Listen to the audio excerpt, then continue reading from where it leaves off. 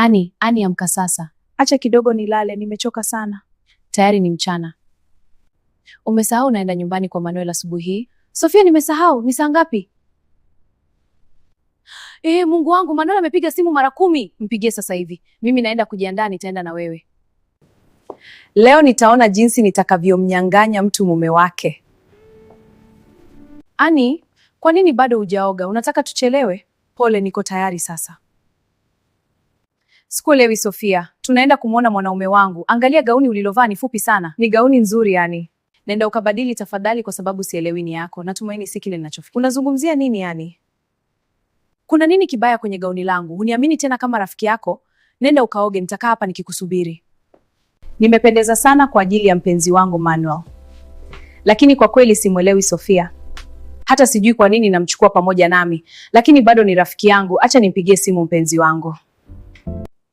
Hello babe, niko tayari. Sawa, njoo. Sofia lazima ananisubiri. Acha niende nikutane naye.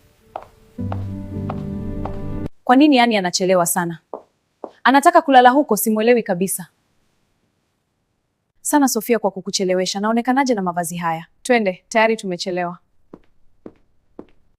Angalia mwanaume wako ni handsome sana. Asante Ani. Ni kweli kabisa. Tumekubaliana.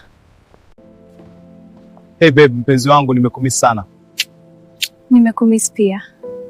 Hey Ani, hujanitambulisha kwa boyfriend wako? Oh babe, huyu ni rafiki yangu wa karibu Sofia. Sofia, huyu ni boyfriend wangu Manuel. Nimefurahi kukutana nawe. Mimi ni Sofia, rafiki wa karibu wa Ani. Nimefurahi kukutana nawe pia. Jina langu ni Manuel. Babe, tunaweza kwenda sasa? Bila shaka. Sofia, twende. Wazazi wangu watawafurahia sana. Wazazi wangu watawafurahia sana.